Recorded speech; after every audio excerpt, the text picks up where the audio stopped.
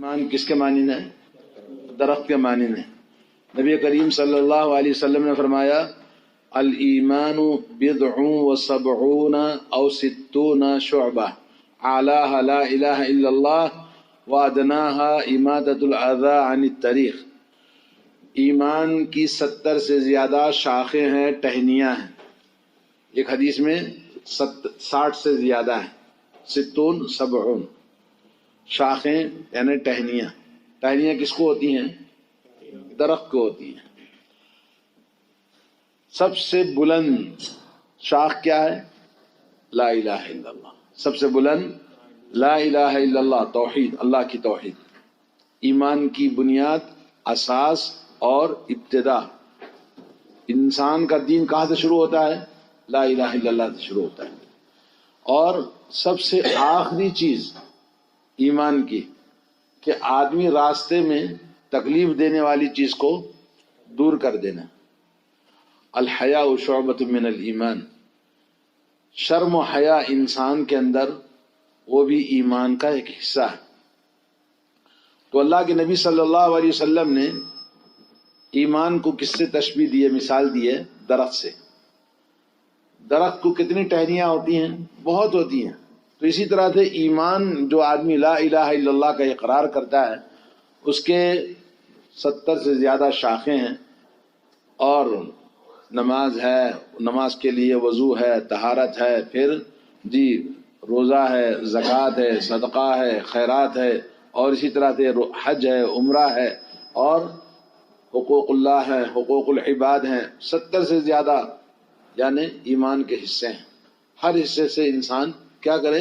اپنے درخت کو خیال رکھیں۔ درخت کو خیال رکھنے کے لیے، اس کو تر و تازہ رکھنے کے لیے کیا کرنا ہے بتائیے؟ درخت کو زندہ رکھنے کے لیے کیا چاہیے؟ پانی چاہیے۔ تو پانی ایمان کو زندہ رکھنے کے لیے قرآن اور سنت کا علم حاصل کرنا ہے۔ قرآن و سنت کا علم یہ ایمان کے لیے، ایمان کے درخت کے لیے کیا ہے؟ پانی کی حیثیت۔ علم سیکھتے رہیں گے، علم سنتے رہیں گے۔ اسی لیے قرآن میں اللہ رب العالمین نے فذکر فإن الذکریٰ تنفع المؤمنین، مومنوں کو نصیحت کرو کیونکہ نصیحت مومنوں کو نفع بخش ہوتی ہے۔ جمعہ کا خطبہ کیوں؟ اللہ کے نبی نے فرمایا آپ ادھر ادھر نہ دیکھیں، کسی چیز کو ہاتھ نہ لگائیں ورنہ آپ کا جمعہ چلا جائے گا۔ اتنے سخت وعید کہ آپ جمعہ کے دن بالکل پوری طرح سے متوجہ ہو کر امام کی باتوں کو سنیں، نصیحت سنیں۔ کیوں؟ اس لیے کہ وہ آپ کے ایمان کے لیے پانی ہے، ایمان کے درخت کے لیے پانی ہے کہ اس کا ایمان بڑھے گا، اس کا درخت ہرا بھرا ہوگا، اس کے اندر پھل لگیں گے اور اس کے اندر عمل پیدا ہوگا۔ اس لیے قرآن کو پڑھنا، قرآن کو سیکھنا اور قرآن کی تعلیمات جہاں بھی ہوتی ہیں شوق سے جانا، شوق سے سننا، یہ ہمارا دین۔ آج دنیا میں ہر جگہ قرآن پڑھنے والے لوگ بن جائیں۔ آپ گھر کے مرد ہیں، آپ کی بیوی ہے، آپ کے بچے ہیں، ان کو قرآن پڑھانے کی فکر کرنا کہ ان کی سمجھ میں آ جائے قرآن کیا چیز ہے، آپ کی سمجھ میں آ جائے کہ قرآن کیا چیز ہے، تو پھر ہماری زندگی سے برائیاں ختم ہو جاتی ہیں۔ عورتوں کے لیے سورہ نساء، اللہ نے قرآن میں ایک سورہ رکھا ہے سورہ نساء، اور اسی طرح سے سورہ نور، اس میں بھی عورتوں کی بہت ساری باتیں۔ سورہ طلاق، طلاق کے بارے میں اللہ نے ایک سورہ ہی بیان فرمایا۔ سورہ جمعہ، جمعہ کا دن کیا ہے اور اس کی فضیلت کیا ہے، اللہ نے اس کو بیان کیا۔ سورہ حج، ایک حج ہی ارکان اسلام میں سب سے عظیم عبادت کیا ہے؟ حج ہے، تو اللہ نے ایک سورہ ہی اس نام سے قرآن میں بیان فرمایا۔ سورہ محمد صلی اللہ علیہ وسلم کے بارے میں اللہ نے ایک سورہ بیان فرمایا۔ سورہ ابراہیم، ابراہیم علیہ السلام عظیم الشان پیغمبر، توحید کے امام، اتبعوا ملت ابراہیم حنیفہ، قیامت تک آنے والے لوگوں کے لیے اللہ نے فرمایا ابراہیم علیہ السلام کی ملت کی پیروی کرو۔ تو یہ بہت سارے پیغمبروں کے نام سے صورتیں ہیں، بہت سارے ارکان اسلام یہ سب اسلام دین کی شاخیں ہیں. ان کو کیا کرنا ہے؟ سمجھنا ہے، پڑھنا ہے، سیکھنا ہے، سننا ہے. اسی سے جیسے خالی درخت لگانے سے نہیں، درخت کے ارد گرد میں گھاس پھوس اگتی ہے، اس کو نکالنا پڑتا ہے تاکہ درخت کو صحیح غذا ملے، پانی ادھر ادھر نہ جائے، اس لیے اس کو بناتے ہیں چاروں طرف سے کیاری کہ بھئی پانی اسی کو لگے. تو ایمان کو بھی بچانا ضروری ہے، اور ایمان کو تمام چیزوں سے آپ جب پرورش کریں گے تو آپ کے اندر اللہ کی رحمت ہوگی، اللہ کا نور ہوگا، آپ کی زندگی میں برکت ہوگی، آپ کی مصیبتیں دور ہوں گی. انسان برائی کو چھوڑے گا، جھوٹ بولنے سے وہ ڈرے گا، اور غلط کام کرنے سے اپنے آپ کو روکے گا، اور دوسروں کو نصیحت کرے گا، اور اپنے بال بچوں کی صحیح تربیت کرے گا. اگر یہ چیزیں نہیں ہیں، اگر ہمارے اندر ایمان کے درخت کو پانی نہیں ڈالا، ہم نے قرآن نہیں پڑھا اور نبی کی باتیں نہیں سنی، سنتوں کو ڈھونڈا نہیں، سنتوں پہ عمل کیا نہیں، تو پھر ہمارا جو حال اس وقت موجود ہے دنیا میں، بہت سارے مسلمان ہیں مگر دین سے دور ہیں، نماز سے دور ہیں، مسجدوں سے دور ہیں، اچھے کاموں سے دور ہیں، حقوق اللہ وہ جانتے نہیں ہیں، حقوق العباد کو وہ نہیں جانتے ہیں. کوئی بیوی پر ظلم کرتا ہے تو کوئی بچوں پر ظلم کرتا ہے، کوئی پڑوسیوں پر ظلم کرتا ہے، کوئی ماں باپ پر ظلم کرتا ہے، کوئی بھائی بہنوں پر ظلم کرتا ہے. تو یہ سب کیوں؟ اس لیے کہ جہالت، ایمان کے نہ ہونے کی وجہ سے. ایمان کا درخت مر چکا ہے، ایمان کا درخت سوکھ چکا ہے.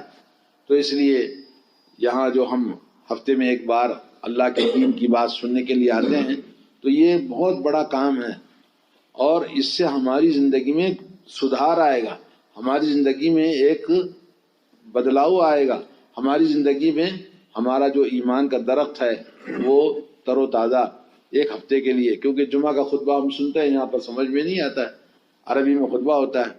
تو الحمدللہ دین کی باتیں سننے کے لیے اللہ نے موقع دیا. آدھا گھنٹہ پونا گھنٹہ جو آپ یہاں بیٹھتے ہیں یہ بہت بڑی بات ہے، بہت مفید چیز ہے. اور یہ ہمارا بیٹھنا عبادت ہے، ہمارا آنا عبادت ہے. اللہ کے نبی صلی اللہ علیہ وسلم فرماتے ہیں من سلک طریقا یلتمس فیہ علما سہل اللہ لہ طریقا الی الجنہ.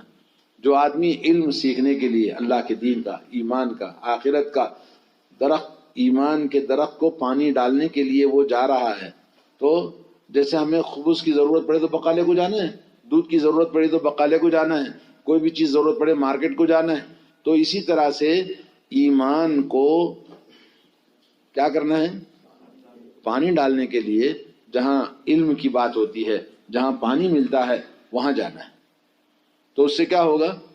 ہمارے ایمان میں جو ہم چل کے آتے ہیں، اللہ کے نبی نے خوشخبری سنائی کہ تمہارا چلنا جنت کے راستے کی طرف ہے. چلنا کیا ہے؟ جنت کے راستے کی طرف ہے. اگر راستے میں اگر موت ہوگی تو وہ سیدھا جنت پہ جائے. اور جو علم سیکھنے کے لیے کس کا؟ ایمان کا، قرآن و سنت کا. اللہ کے نبی نے فرمایا اس کے لیے فرشتے پر بچھاتے ہیں، سبحان اللہ جی. اس کے لیے مخلوق دوسری دعا کرتی ہے مغفرت کی، کہتے ہیں اللہ اس کی مغفرت کر دے. کون دعا کرتا ہے؟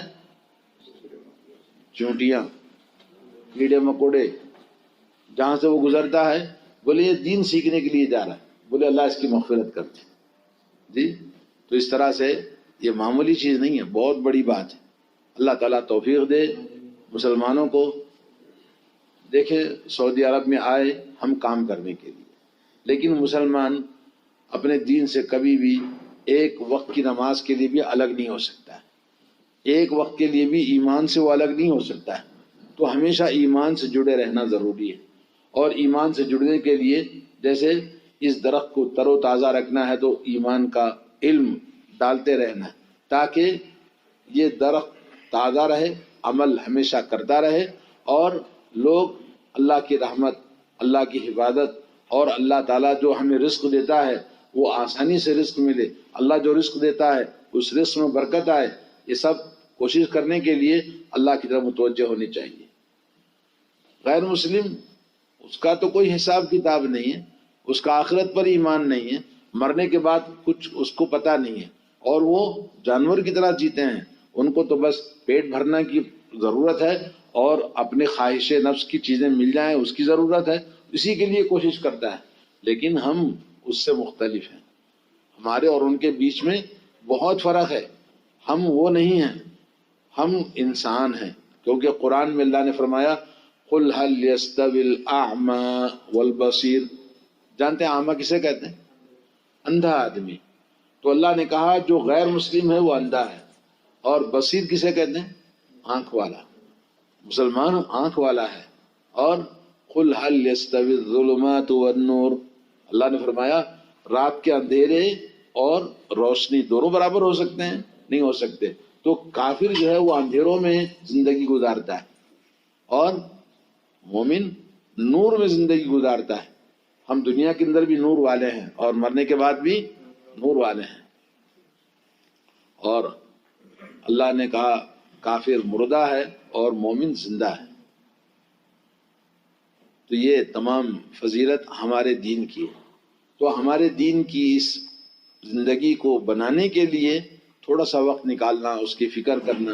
آج کل جیسے واٹس ایپ، موبائل سب کے پاس ہے، تو اپنے موبائل میں اپنے دین کی باتوں کو ہم ڈالیں، صحیح باتیں ہمیں معلوم ہوں، اور تھوڑا سا فرصت ملے. کچھ لوگ گانے بھرتے ہیں، قوالی بھرتے ہیں، ادھر ادھر کی چیزیں بھرتے ہیں، بجائے اس کے ہم کیا کریں؟ اللہ اور اللہ کے رسول کی باتیں ڈالیں، جو ہمارے کان میں بھی جائے، اپنے بال بچوں کو بھی ہم بھیجیں، دوستوں کو بھیجیں، اور اس سے کیا ہوگا؟ ایمان بڑھے گا. آپ کو پتا ہے کہ اسلام نے جتنا مومنوں کو آپس میں جوڑ کے رکھا ہے دنیا کا کوئی دین نہیں ہے، لیکن شیطان نے ہمیں کیا کر دیا؟ بہت زیادہ توڑ دیا. قرآن میں اللہ نے فرمایا یہودیوں کے بارے میں تحسبهم جميعا وقلوبهم شتى. آپ لگتا ہے کہ یہودی سب ایک جوڑ ہے، لیکن حقیقت یہ ہے قلوبهم شتى، ان کے دل بالکل بٹے ہوئے ہیں، ٹکڑے ٹکڑے بنے ہوئے ہیں ایک دوسرے کے خلاف. لیکن مومن سب واعتصموا بحبل اللہ جمیعا، سب مل کے اللہ کی رسی کو مضبوطی کے ساتھ پکڑ لو. ولا تفرقوا، آپس میں پھوٹ نہیں پیدا کرنا، ٹکڑے ٹکڑے نہیں ہو جانا. لیکن حقیقت یہ ہے کہ کرسچنوں کو دیکھیں، یہودیوں کو دیکھیں، کافروں کو دیکھیں، دین کے نام سے کیسے جڑ جاتے ہیں. اور ہم مسلمان ہیں، ہم نے دین کو بانٹ رکھا ہے.